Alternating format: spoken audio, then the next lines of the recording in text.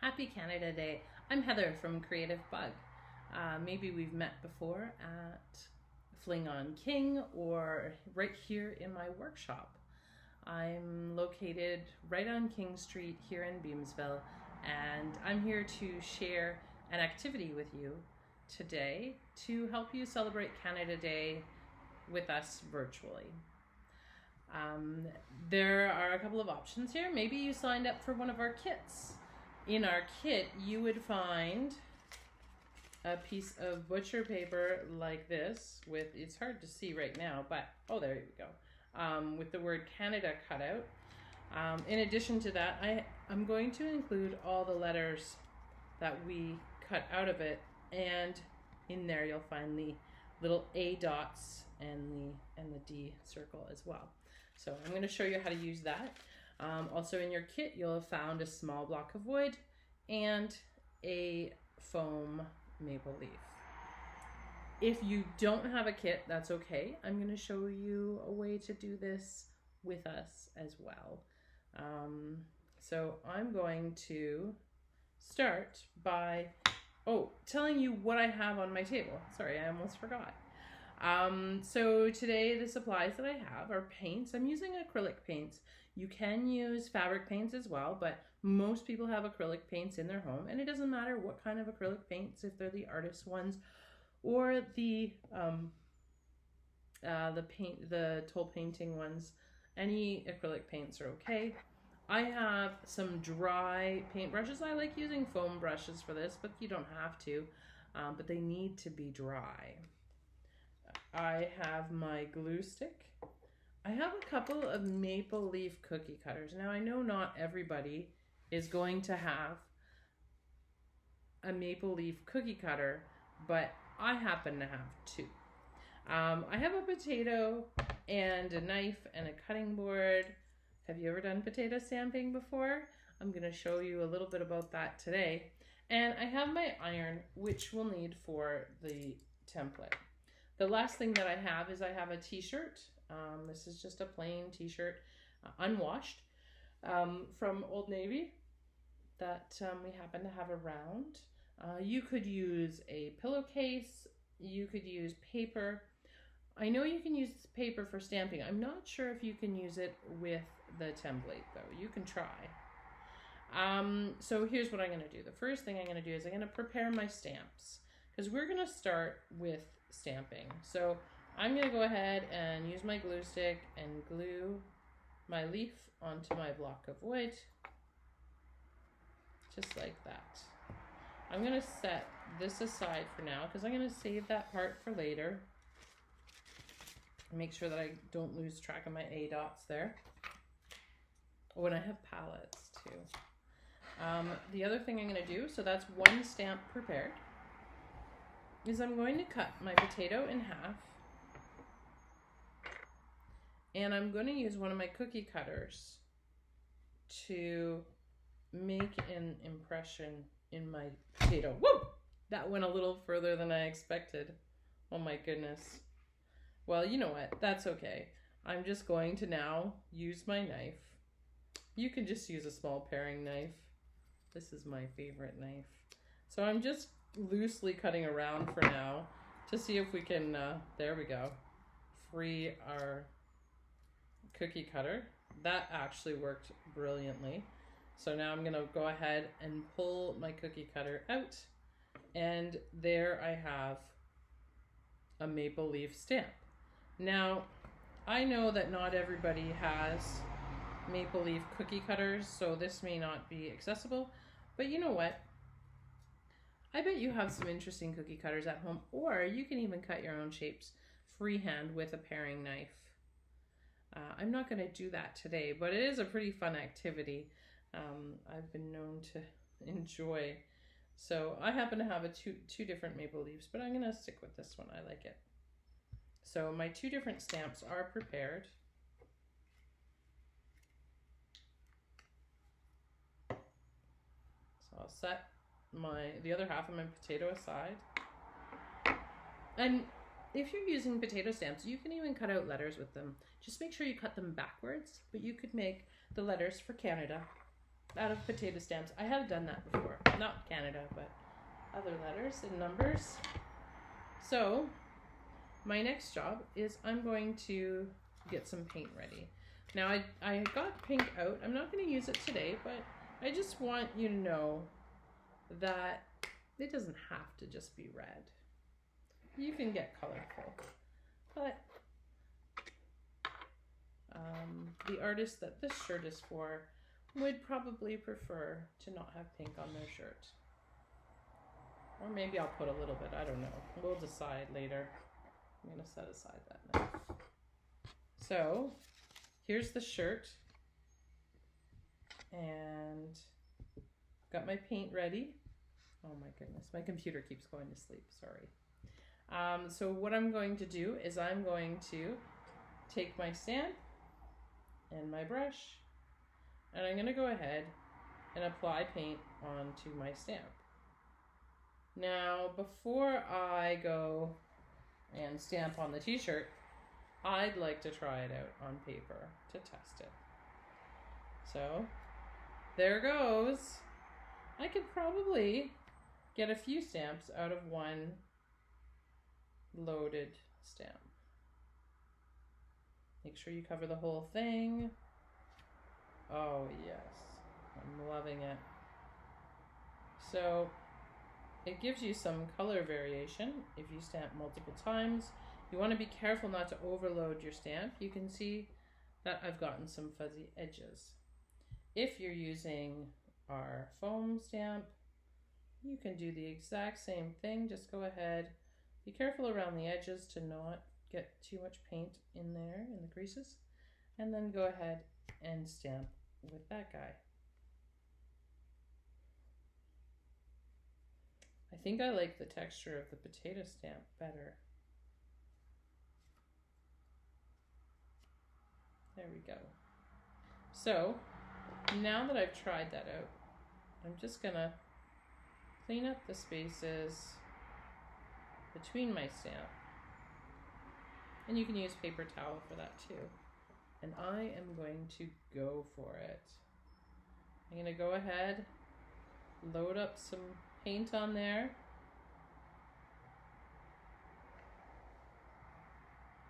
And stamp away.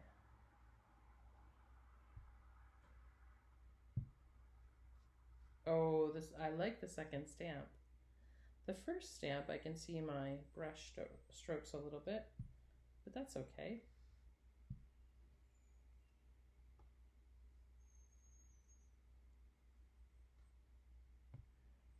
You can put your maple leaves wherever you like. Oh, I didn't put enough paint on that one. So I'm just gonna add a little bit more paint to my tray. You can see I'm kind of leaving the center part of my shirt open. All right, I'm gonna keep going here. Put a few more stamps onto my shirt. I'm making sure that, ooh, that was a really wet one. I'm making sure that I put the stamp down in different directions as I go. And the stamps all have different texture, and the paint is applied differently, so that's okay. I think I'm just gonna try and balance this out. I have more stamps on one side of the shirt than the other.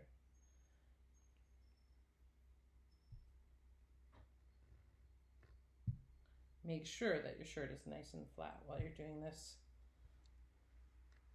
All right, so you can see I have lots of maple leaves on there. Now, your best bet is to let this dry. I'm just going to go ahead. Now, the first thing I'm going to do is I'm going to fold this piece of paper in half. How do I do that? Not by the edges, but by the letters. So I match the the beginning of the C with the end of the A, and then I know where the center is. And then I'm going to line that center point up with the center of my neckline, which is about there. I'm going to try and make sure that I've got this straight. And then I'm going to use my iron. My iron is on about medium, and it's on no steam. So I'm going to try not to iron anywhere that there's paint showing. And I'm going to start to iron this down. So I know it's a little bit frustrating at first because it's curly, but once you start to iron it, you are ironing this down with the shiny side down. That is, there's a wax on butcher paper, and so then it will adhere temporarily to your shirt. Just make sure that you get all the little bits down. My little D part was sticking up a bit there. Okay, so now I need to find, like, there's my D circle. So I'm looking for the shiny side, and I'm setting that up in my letter D. And then I'm just gonna apply my iron straight down. It's a little crooked, but actually I think it's backwards. I'm gonna turn it around. The good news is that it's flat now. Okay, so I'm gonna try that. I'm gonna look for my A dots. There we go. So if you feel uncertain how these dots go, you can check the letters that are in your kit and compare it. This part does require a little bit of patience, so just be sure to take your time and pause the video if you need to. Okay. Oh, there's one more A. Oh my goodness, I forgot one of my A dots. Oh dear. I seem to be missing it. I wonder if that'll happen to you. If it does, you can use one of the A dots that you already have and snip a corner off of your stencil carefully. I don't want to cut my t-shirt. And I'm going to use the A dot that I have as a template.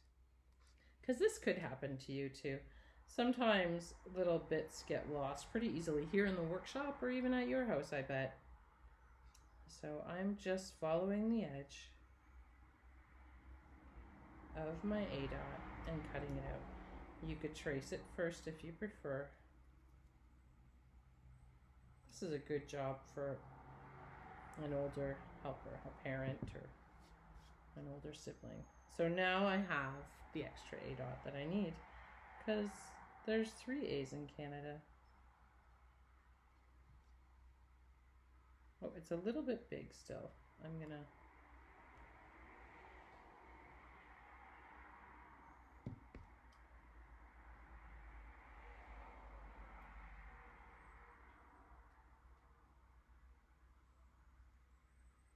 just trim a little bit more off. Okay. Awesome. So there we go.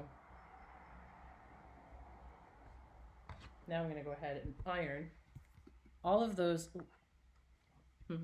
Sorry about that. I'm going to go ahead and iron all those A dots on. All right. Now that should be pretty secure. I'm just going to double check, feel around, wait, let it cool a minute first, because it does get hot under the iron. Now that I have that done, I'm going to use my dry paintbrush. It only has paint on it, no water.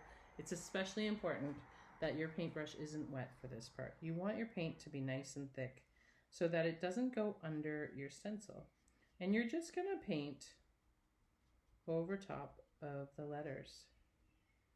Now sometimes it helps to blot, like I was just doing, the tapping, if there's spots that you're having a hard time getting. So if you just want to, you just want to be gentle with this. You don't want to stretch your fabric because it might pull the stencil away from the fabric. And we want the stencil there so that your letters come out nice and crisp. You could use black paint for this too. I never even thought. I think I might add some black maple leaves in a minute. Let's first get this part done. It's nice using more than one color.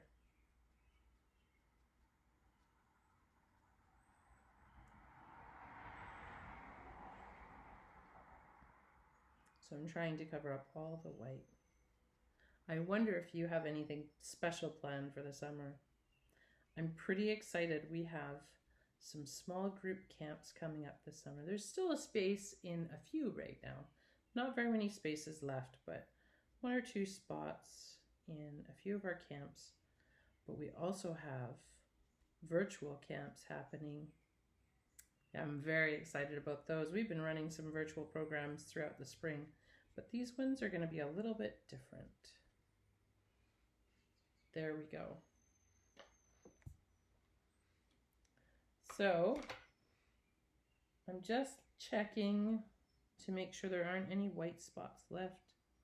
There's some spots that could use a bit more paint, so you can see I'm just dabbing to get in those.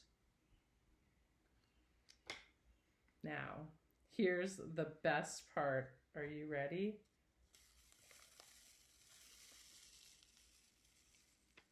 You just go ahead and peel this off.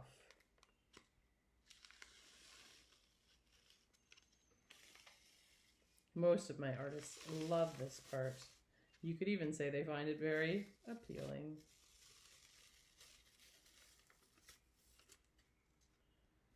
There we go. So that's the main part peeled off. Now the other parts are tricky to get off. You need to get under them without smudging your paint. So you might want to wait till it's dry. But if you're like me and a little bit impatient, that might be really hard. Usually Mr. Creative Bug stops me from doing things when I shouldn't do them. But he's not here right now, so I'm just going to go for it so that you can see what I have. Oops. And you can see I put a few fingerprints on there. So you should probably wait till it's dry. But look at that. Whoop, there's some freezer paper up there. Now, let's see. I'm just going to grab black paint. I'll be right back.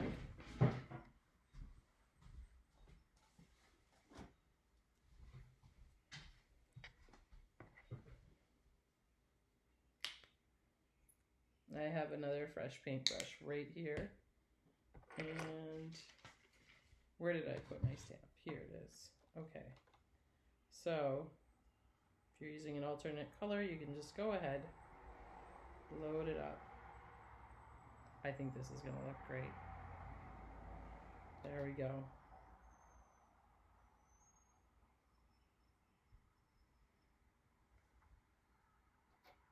There's some red popping through on my stamp. I like it. Now, if you don't like the brush strokes, a way to get around that would be to first stamp on your paper and then onto your shirt.